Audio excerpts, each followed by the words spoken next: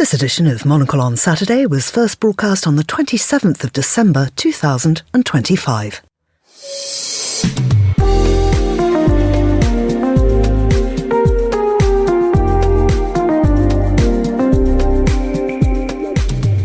Hello, I'm Georgina Godwin, broadcasting to you live from Midori House in London. This is Monocle on Saturday. Coming up on today's programme, we'll have a look through the week's news and culture with the historian and journalist Anna Reid. Then, I think it lands on the newsstands at a good time of the year, which is, you're sort of reassessing, you're planning the year ahead, drawing up a bucket list perhaps, and it's got plenty in there to inspire your next travels. We'll hear all about our latest publication, The Escapist. That's all ahead here on Monocle on Saturday. First though, the news.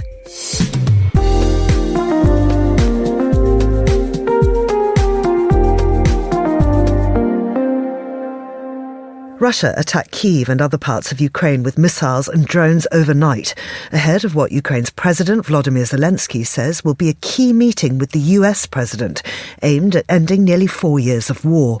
Before the strikes, he said talks in Florida tomorrow would focus on how territory would be divided once the fighting stops.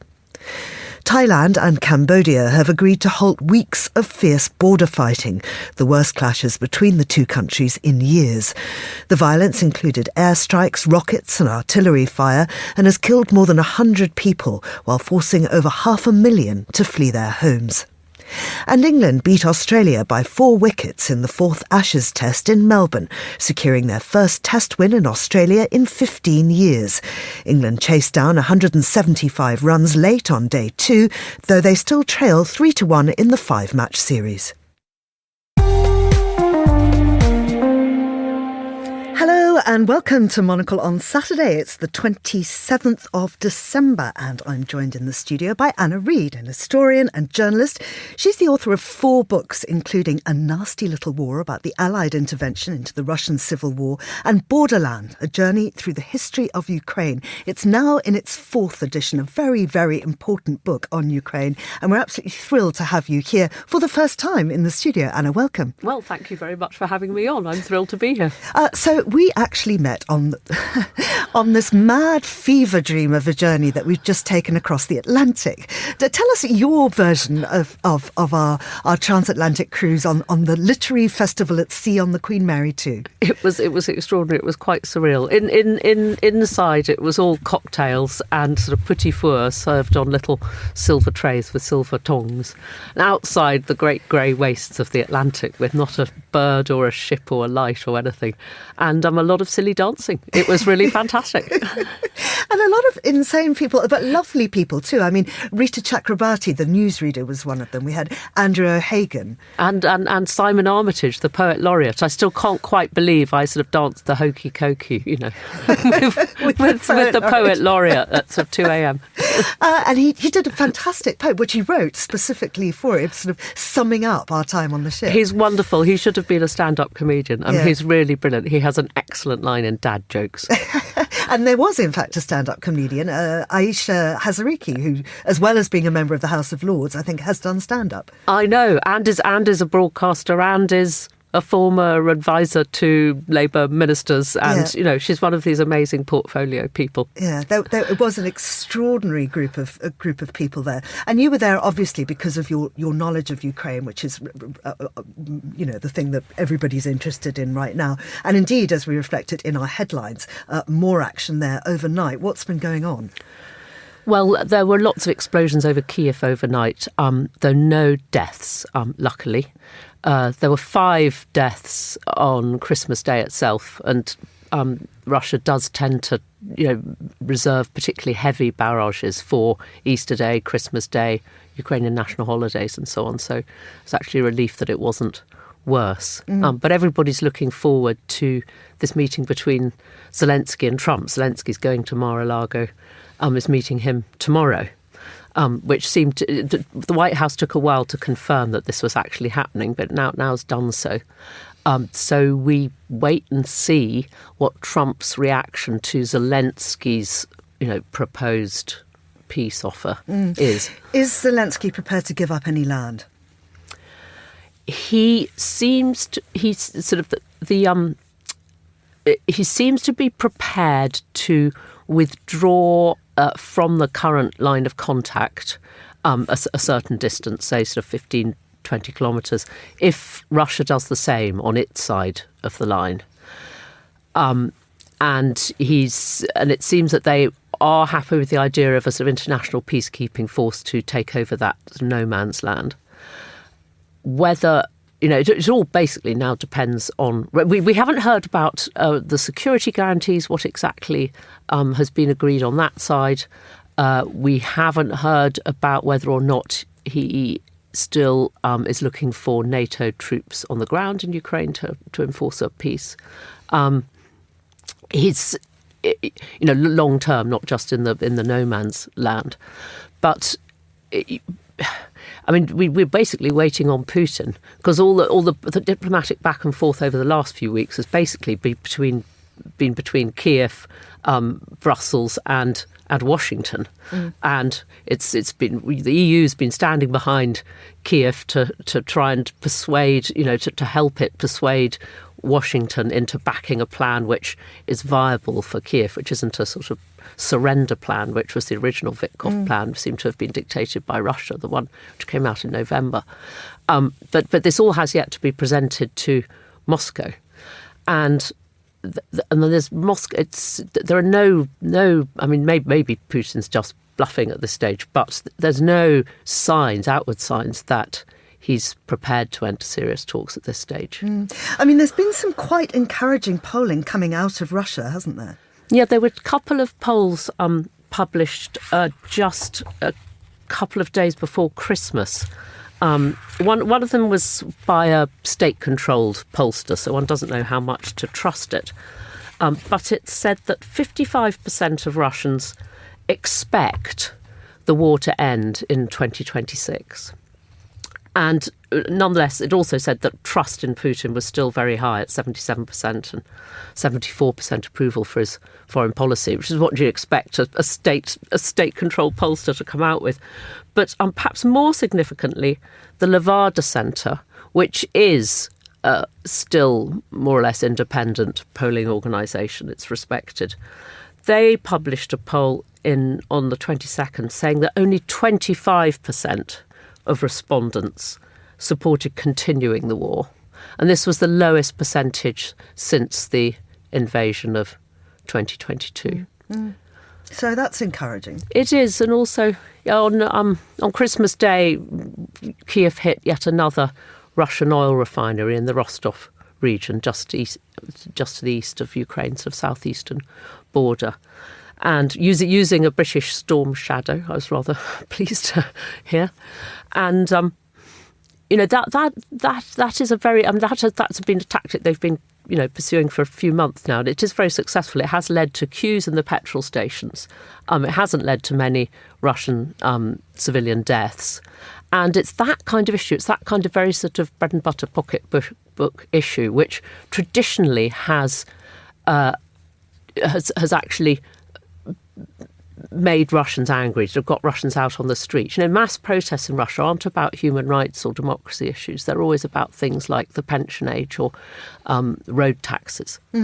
And, this kind of thing, if you can make people's petrol prices go up and force them to queue for hours to fill up their cars, that's the kind of thing which the Kremlin might actually start to worry about. Fascinating. I want to look ahead because Trump has got an incredibly busy couple of days coming up, hasn't he? He's got this meeting with Putin on Sunday. With Zelensky. With Zelensky on Sunday. But then he's seeing Netanyahu on Monday.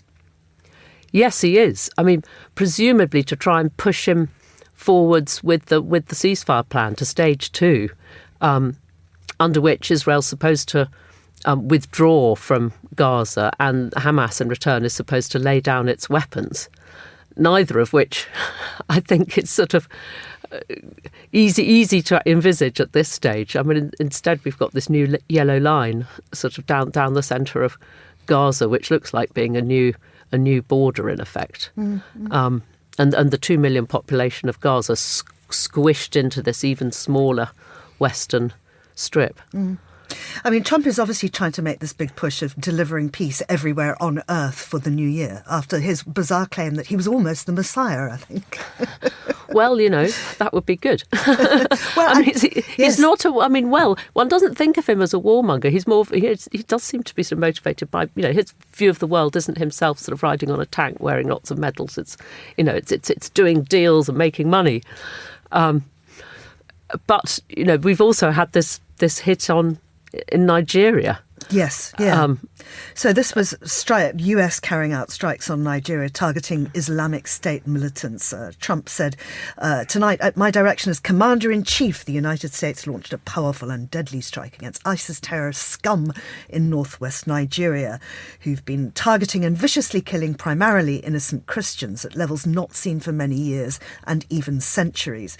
He goes on and on about, how powerful he is and how he's going to take them all out. But the point is that an accurate thing he says in there is that it has been going on for centuries, and it's been going on for a lot longer than Islamic State as a terrorist organisation has existed. This is a fight primarily over land, actually, that has existed for years and years and years. And do you think it'll have any effect, these strikes? I mean, it's such a complex situation. It has such long roots in history. As I say, it's rooted in competition over land, water. It's exacerbated by ethnicity and religion, and people are often kidnapped for ransom. And I'm not sure that any kind of intervention from Trump can stop this. It's something that as I say, is almost inherent there. I hadn't realised that the plight of Christians in Nigeria had become a big issue for the evangelical right in the States. Well, Charlie Kirk it was one of his sort of headline issues. Absolutely. And another thing driving the evangelical right, which is, I'm sure something, for instance, the Labour Party here in Britain may have just given a gift to the right. This is their proposed trial of a hunting ban. Yes, trail hunting. Those Boxing Day meets might be the last. So it was 20 years ago now that hunting proper was outlawed, and since which time it's been legal to follow a laid trail. Yeah. Animal rights groups claim that hunts often actually, once sort of out of sight of prying eyes, turn around and start hunting foxes as before. I don't know to what extent that's true. I think, sure, it happens sometimes, but I just think the bulk of hunts would be indignant at that accusation, and also indignant at hunts which do allow it, because it gives hunting in general a bad name. I remember the countryside protests back 20 years ago, and they were vast. They were the biggest protests in London until you got to the Iraq War, the anti-Iraq War protests. And they were absolutely massive. And they were a sort of precursor in retrospect for the Brexit vote and so on. It was the shires. Yes. It was home counties England. Not just home counties as well, the north as well. Yeah. But it was traditional provincial England turning out basically sort of against city values. And I wonder if it'll happen again. I don't know. I don't know to what extent it rouses the same passions now. I think it might turn out to be, a real own goal for Labour. They've got about 100 rural seats, for the first time in the last elections, and you can see those going again. Yeah, and this could be a gift for reform, really. Labour also just had to do a U-turn on inheritance tax on farms. Rachel Reeves announced that just before Christmas. So the upper asset boundary was $1 million for farms. You have to pay an inheritance tax on farms worth over $1 million under the original proposals, and that's now been put up to $2.5 million, which takes the percentage of farms which will now be liable for inheritance tax down from 25% to only 15%. So it's quite a big U-turn. Because, of course, the main thing there is that you may have land that's worth that amount, but as a farmer, particularly in Britain, you're probably very cash poor. You'd have to sell the land in order to pay that tax. Yes, it was the original proposals were going to sort of middle-sized family, farms were going to end up being sold. You were going to get big consolidation of the sector with sort of little hobby farms which came in under the barrier, and then great big agricultural holdings, commercial holdings. And of course, Reform absolutely crowing about the fact that there has been a U-turn and that I think they are hoovering up a lot of those voters. Yes, I'm sure that's true. I mean, I don't understand why they've gone after trail hunting in particular. It's not something I was aware was a sort of big issue for the public in general. Well, we'll see. It'll be interesting. Absolutely. Right, well, let's look ahead now. So if you're planning your travels for 2026, Monocle's latest publication, The Escapist, could be the perfect companion. Our 4th annual edition hits newsstands on Monday, and it features travel tips, remote outposts and fresh perspectives on some well-loved destinations. Monocle's associate editor, Grace Charlton, spoke to our contributing editor, Andrew Muller, who began by asking her what readers can expect to find inside. Oh, so much. We've got news from the world of travel, opinions on stuff like frequent flyer schemes, a beautiful piece from yourself, Andrew, about travel industry jargon, which we can get into later. But I think the real meat of The Escapist are these photo-led reportages from around the world. There's one from Principe. I went to Florence for this issue. Nick Manise, the design editor, went to Australia, which I know you're a little bit upset about. No, I'm mostly upset about the fact that he came back. I know, aren't we all? But no, it's really glorious. And I think it lands on the newsstands at a good time of the year, which is, you're sort of reassessing, you're planning the year ahead, drawing up a bucket list perhaps. And it's got plenty in there to inspire your next travels. There's a couple of your pieces I did want to ask you about in detail, and I think in their own way sort of sum up what goes on in The Escapist. One is an opinion about travelling, which is your scepticism about frequent flyer programs, and the other is that destination piece on Florence, which we'll get to shortly. I did want to talk to you, though, about the frequent flyer thing, because I kind of share your scepticism, kind of. Do you? I did wince, Grace, slightly at your rebuke to the middle-aged traveller who is more likely to remain a member. And I am a member of several, but the trouble is they got me early, and you feel like you can never leave because one day you might accrue some benefit from this. But I have written about this for the Monocle Minute. They're impenetrable. It's awful. It's like filing your tax returns to join a frequent flyer scheme. But it is funny. It falls along a generational divide, and I'm sort of on the cusp between millennials and Gen Z, and I just really don't see the point. I feel like it actually traps you into spending more money on flights that are like a little bit fancier, but I don't need that. Also, it's not necessarily just how often and how far you fly. It's now linked to credit cards and supermarkets and hotels, and I don't know. I don't care enough. One thing that you do care enough about, he said, moving seamlessly along, is Florence, which was your big destination piece in this issue. Florence is obviously one of the most touristed places on earth, and obviously understandably so. When you're sitting down to think about what you want to see in Florence and then sitting down again writing about what you saw in Florence, how easy or otherwise was it to come up with something new to say about Florence? It was really hard. You've really hit the nail on the head.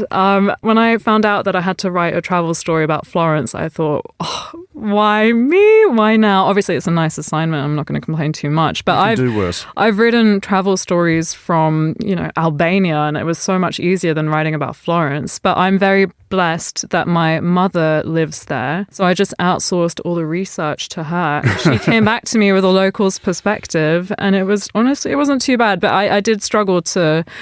You kind of have to skirt around the issue that is over tourism. But it's like you said, it's such a beautiful place and you should visit it. And there's so much, it has so much to offer. I mean, especially if you're into art history, such as myself, or history full stop. Like it's been, a destination since the days of the Grand Tour in the 1700s. So I mean, without giving away, though, so much that people feel like I don't need to buy The Escapist and read Grace's excellent piece about Florence anymore. What was the gist of it? What approach did you end up taking? I did try and go for places that are run by locals, for locals, assuming... How far out of town do you have to go to find those, though? You do have to cross the Arno most of the time. And I tried to do it in a respectful way that wouldn't blow up their spots either, you know what I mean? I hope that the Monocle reader isn't someone who would show up and like just take photos and ruin a location. But yeah, it was a bit of a challenge. But in the rest of the magazine, what else might we find? There's this amazing report on Principe by Sophie Monholm-Coombs, who's the associate editor for culture here at Monocle. What else is there? An incredible trip through New South Wales, obviously something quite close to our hearts. God's own state. God's own state. And I think some really good sort of snappy opinions, just a good roundup of new places you should visit, be it a restaurant or a hotel or a bar or like, you know, the new suitcase that's cool. And what is cool in suitcases these days, Grace? It's Japanese travel gear. You can't go wrong with that. But I want to get to your incredible piece. Yeah, it was your suggestion. And actually, once you'd made the suggestion, it was a pretty easy thing to write. And this was this idea that as much as any other field, travel is susceptible to inane brochure jargon and vapid corporate bollocks, really, is the word I'm... My favourite word was pleasure. Yeah, you did suggest a few of them, and I found others elsewhere. This is like modern travel speak, but yes, bleisure, apparently, ghastly portmanteau of business and leisure. We won't do all the setups and punchlines, but I think that one's quite illustrative because every little bit is what people think it means and what it actually means. And what people think that one means is prolonging a business trip by adding a few days off there by getting your employer to cover the airfare.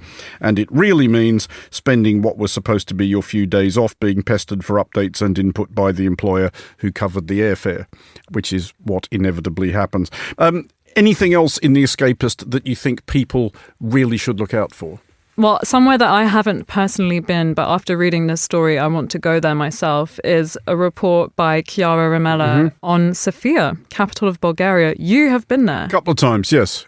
I mean, you could say it's a bit like Warsaw, though I think people are starting to understand that that's actually a really cool city now, in that it's one of those places that don't automatically leap to people's mind when they're booking their European city break. But it's a beautiful city. Streets literally paved with gold, or at least with gold-coloured brick in a few places. And it is, as Chiara's excellent piece does remind us, it is a product of history, both ancient and modern, all of which is extraordinary, not to say bizarre.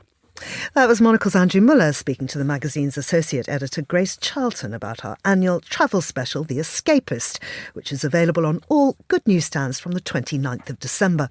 Well, still with me is the journalist and historian Anna Reid. And Anna, Grace there was talking about how she hopes she's done it in a respectful way. She doesn't want our readers to turn up and take photographs and put them all over Instagram and make these places uninhabitable, basically. I'm sure Monocle readers wouldn't do that. But it's quite interesting because in this part of the programme, I want to look ahead at what might be coming our way. And I think we might be seeing massive changes in social media. Well, it is interesting. I mean, maybe 26 will be the year social media peaks. And I'm very interested in seeing what happens with Australia's ban on the major social media platforms for under 16s. And I mean, the first of all question is, will it be enforceable? Because obviously some kids are migrating to smaller, more obscure platforms which aren't on the list yet. Others are sort of learning how to make up their faces to look older so as to beat the face recognition systems. But obviously you could always ask your older brother or sister to sort of let you on their phone. But I mean, it's a big change in the culture, that. And it'll be fascinating to see if mental health improves for Australian children, and teenage suicide rates go down and so on, which would be a wonderful thing. Scotland has also, the Scottish government's just given head teachers the power to ban phones in their schools, and Edinburgh has said, the Edinburgh Education Authority has said it's going to phase out all phones in schools by the end of 2026.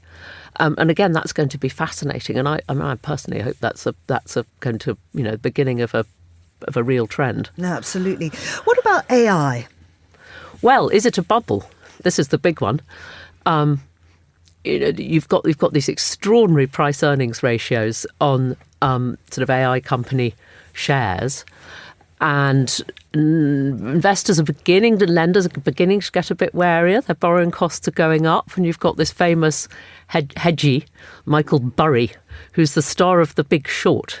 That fantastic film with Margot Robbie explaining what shorting is from a bath full of bubbles, and he has shorted Nvidia and Palantir shares. And he's put $1 billion bet on this.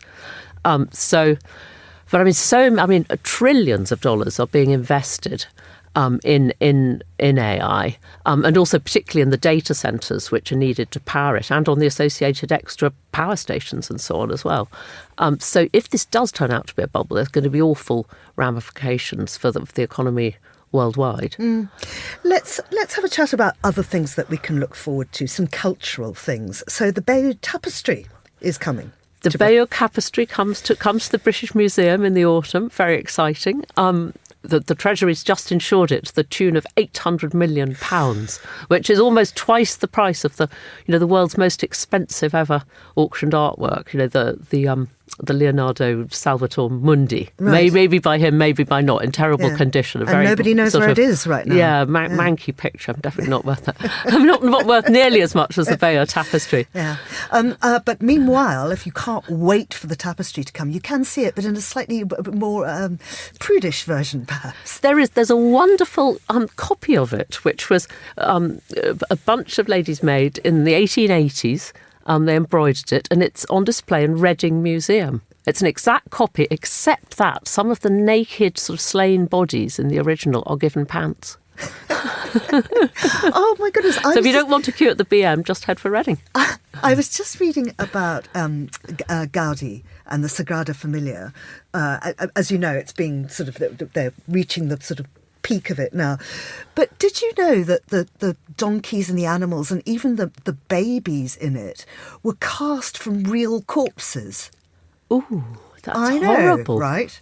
God, no, I had no idea. Stillborn That's babies and things. And then he found the mankiest donkey he possibly could to kind of to show humility. I think that was anyway, I mean, something that perhaps marries these two things, the sort of depravity, if you like, and art, is Caravaggio. Yes, indeed. Well, visiting for the first time to the UK at the Wallace Collection in Manchester Square, just around the corner from us here, yes, is a magnificent Caravaggio of Cupid.